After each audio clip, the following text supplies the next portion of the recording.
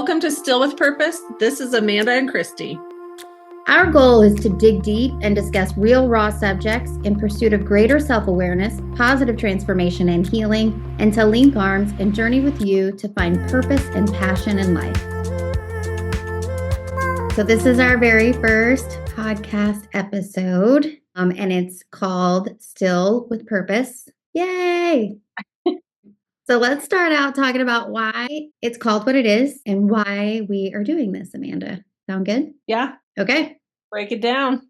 All right. For myself, it's all about that quiet time, that reflection time, spending time with God, reflecting on situations and people in my life, what they mean to me, what I mean to them, reflecting on what I've done wrong, what I need to do better, admitting that to myself and to God, and ultimately asking God for guidance. I want to know what's God's purpose for my life and where He wants me to go next. And this podcast is going to be all about those things. What do you think it means? Well, I think it's awesome that we have totally two different meanings for it and that we came into this name because it was quite a bit of back and forth on just the word. So I'm huge on purpose because I've been in personal development world like almost 20 years, but also in the last probably 3, I feel like God has said, wait for it to literally everything. Like every devotional, every answer that God has given me is wait for it. So I didn't necessarily want that word, wait, in our name. So when we came up with still, it captured enough of the idea of how much waiting I've done on God and just my dreams and all that. At the same time, waiting means still moving. It's an action. It's not sitting there on God's lap and not doing a thing. It's definitely untethering from the harbor and getting your ship out there because that's how He can steer it. And then the purpose is just massive for me because that's what we are stepping into in this podcast. It's all of our gifts coming together over the years and bringing them to the world in this format. Mine's writing normally, and to be able to start talking out some of these ideas and tools that I've learned in the last 20 years in personal development is really exciting for me.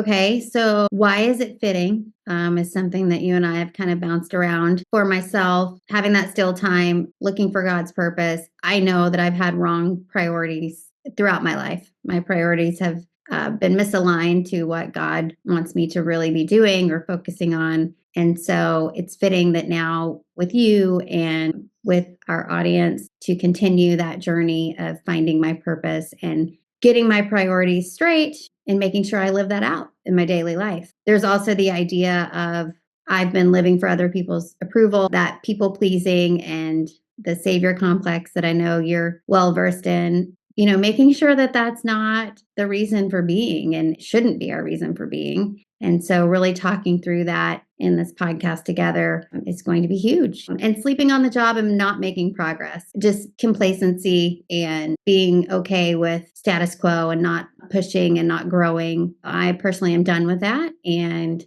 I hope that our audience can find tools like you're saying, or get tools through us and find discussions through us that will help them also move forward and make progress in their lives.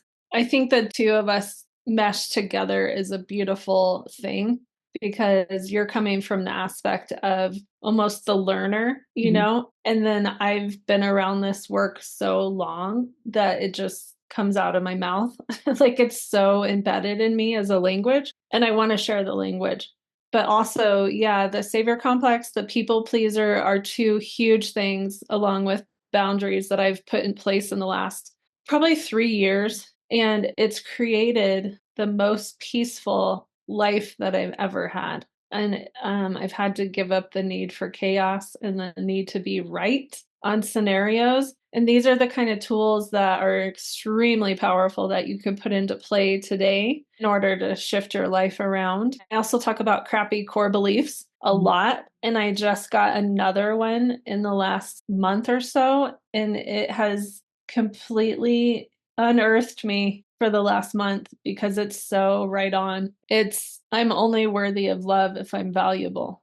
And it shows up all the way, to when I was a little girl. And this podcast has to come from a place of I'm worthy of love. I am loved and I am whole. It's not coming from a place of I need to be valuable to the listener in order to be loved. So this will be really good practice for me on something that's a heated topic in my soul. Yeah, I agree with you. And me always trying to be the people pleaser. I'm so excited that this podcast is not for anyone else. This is for God, and it's for us to allow God to speak through us and use us the way he wants to. And it's not for the listener to like me more because of it. But I hope that it's valuable to people. And I trust that God's will be done. And so I think it will be valuable. But for my own sake, I'm not relying on that, if you know what I Yeah. mean. Yeah, this is definitely a project of legacy and love, and we'll see what we can do with it. It's exciting. It's also freeing. Yeah. And so we'll see where it takes us. Let's talk a little bit about how we met, which is such an interesting story. Okay. um, so we met on a plane. We were sitting beside each other. But what really brought us together was this very loud talker right behind us. And she was completely unself aware. She kept on asking really inappropriate questions to the person beside her and very loudly. And you could tell the person beside her felt like he had to answer. And so it was uncomfortable for him. It was uncomfortable for everyone around them and around us. And so you and I kind of commiserated over that and giggled a lot, but also it led to other conversations, more, deeper topics. And we really got to know each other through that flight, strangely enough. Do you remember that?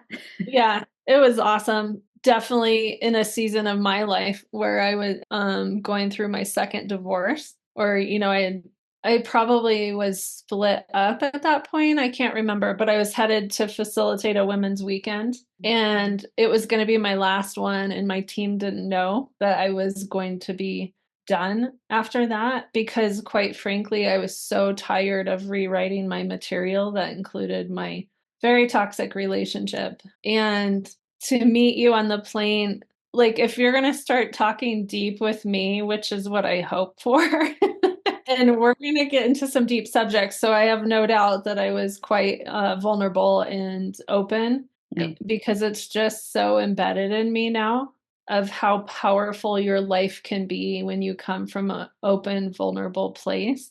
And it just creates a safe place for people to let down and start talking about real life. And of course, I'm always a fan of people becoming more self-aware. So the insanity that was going on behind us, I mean, we could literally look through the seats and see just I can't even explain it, except it was just so loud. And the reason I have a hard time judging it is because I think that maybe some people think my personality is like that.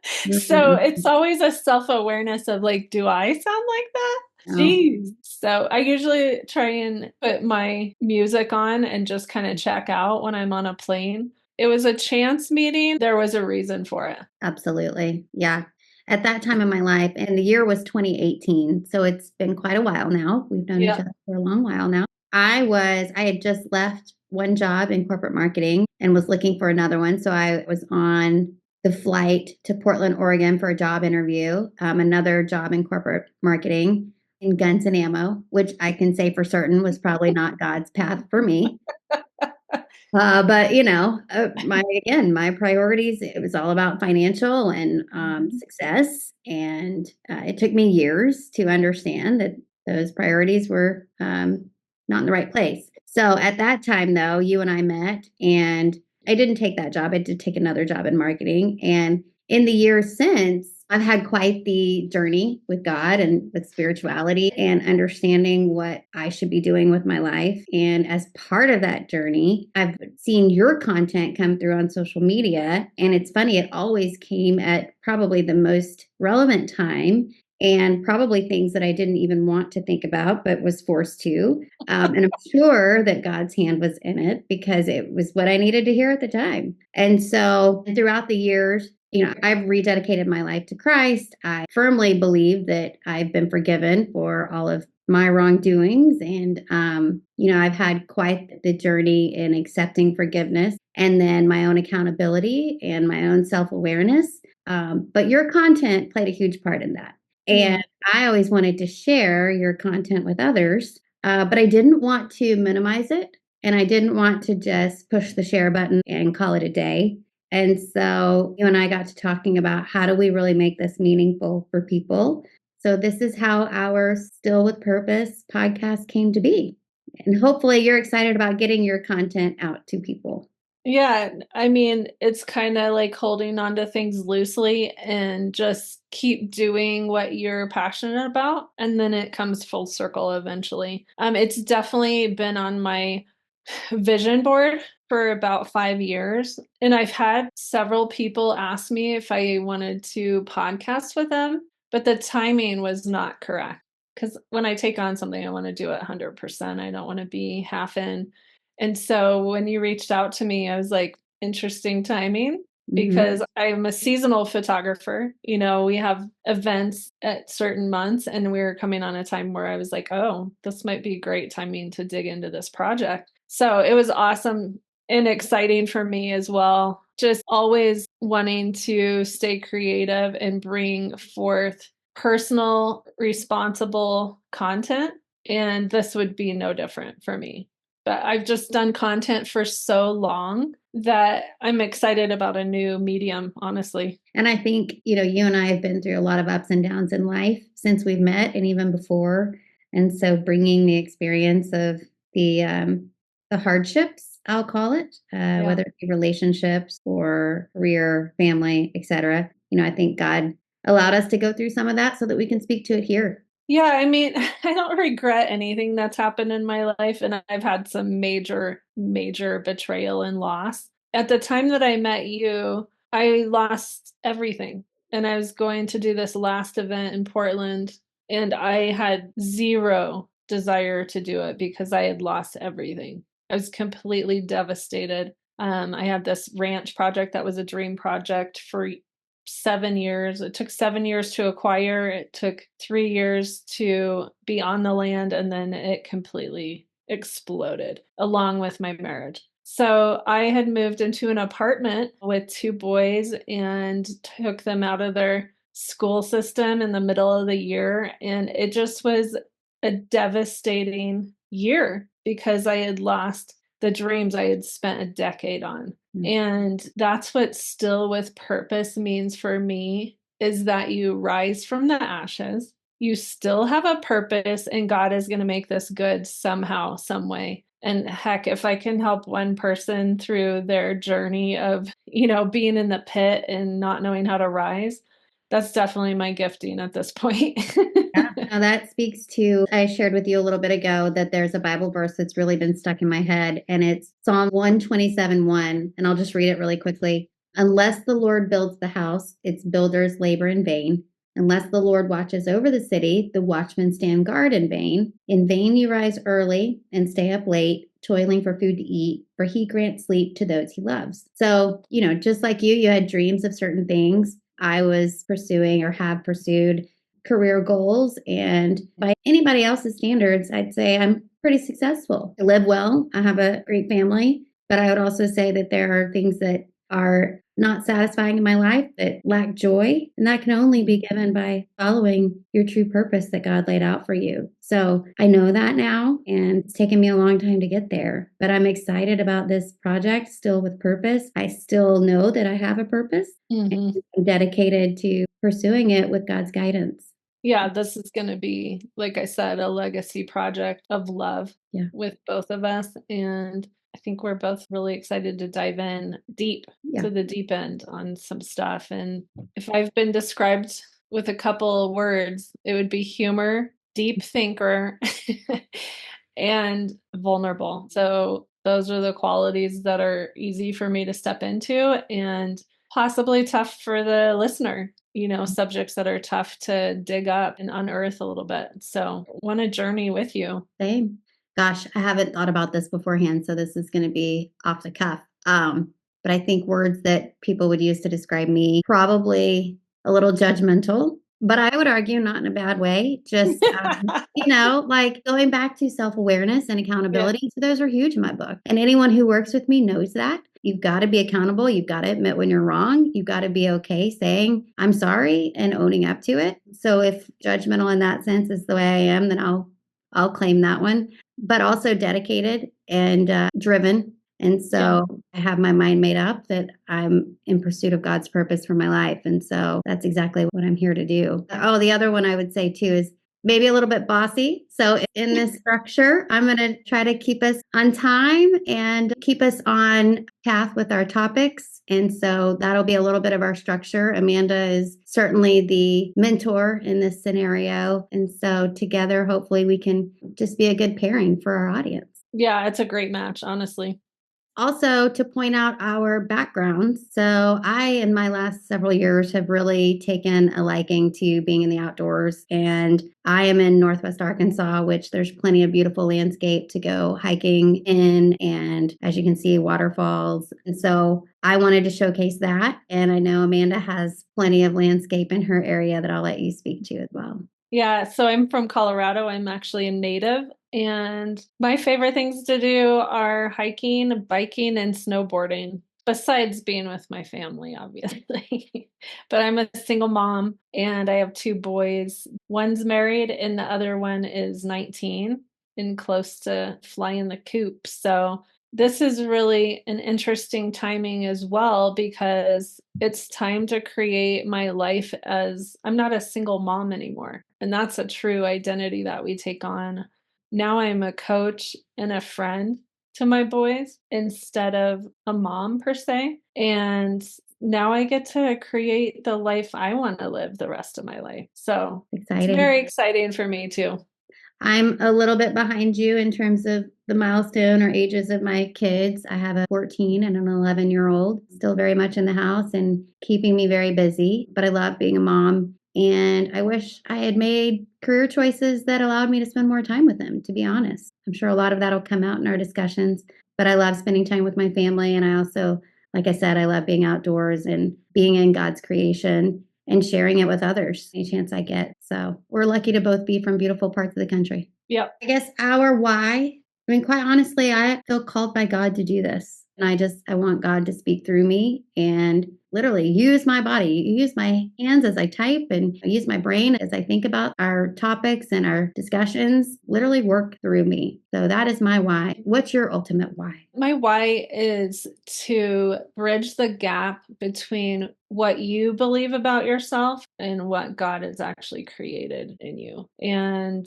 self-worth is a huge piece of that. And that's a topic that I'm very passionate about. And just using my creativity, which is writing and positive, personally responsible content, is my why. There's not enough quality content being put out there. Yeah. And side note, if you have social media accounts that are just filled with junk and negativity, that's feedback for who you're hanging around. And also, you're in control of that. You know, the algorithms are so on point. Like, if you're putting negativity out there, you will get it back in your algorithm as well. My algorithms are amazing. My feeds are filled with positivity and positive humans and people that are doing forward action, personally responsible, forward growth. Like, that's what my feed is filled with. And so I would challenge everyone to really look at what is coming in on a daily basis. Isn't that a good analogy to our life? You get back what you put out there in Yeah. relationships or even in the way you think about others or the Yep. way you approach situations. So it's interesting and kind of scary that the algorithms of social media reflect truly what happens in real life. Yeah. And I would say my why is to constantly come from a place of healing and healed instead of just put out the devastation that has happened in my life. It's always about growth or decay. Like, I'm either growing or decaying today. And if I'm coming from a place of decay, then I don't post. That's just kind of a integrity thing that I have for myself. I also have worked for some pretty large companies. And so I have high accountability for my content. I don't need the CEO of the company I shoot for saying, "You gonna be good there, bud?" Like, "You gonna pull your head out?"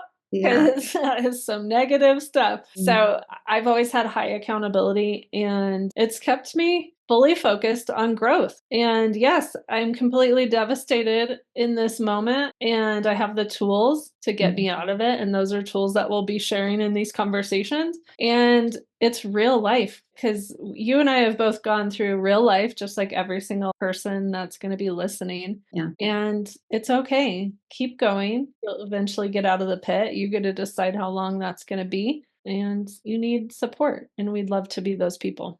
And you know what's, I think, great is that even though your content is always positive, it doesn't mean it's fun to look at always or to think about. True.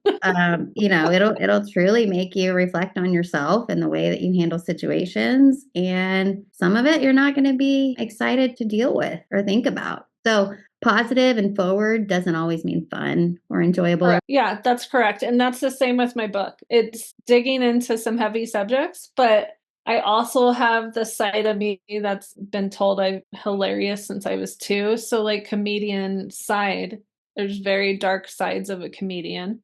Sarcasm is heavy if you're in pain and you're not self-aware and personally responsible, but wit is a totally different thing. And so I bring some of my strongest humor pieces in my book just to, like, give it some balance there, because Yeah. then we're going to go into a deep subject, and it's stories of my walk, and maybe this will help you today. Like, Yeah. have you ever thought about it from this standpoint? And here's some action steps, and here's a journaling. Let's take this on. Yes, I'm so glad you mentioned your book, and we'll always make that available through links for our audience to purchase, because do yourself a favor and purchase it and read it and do the activities. It's worth spending time with, and certainly your wit is hilarious, but it's heavy subjects, and you'll feel like you've learned a lot after you've read it, and it'll be an emotional up and down. But yeah, definitely a gift in book Just format. like life. That's right. No, that's right.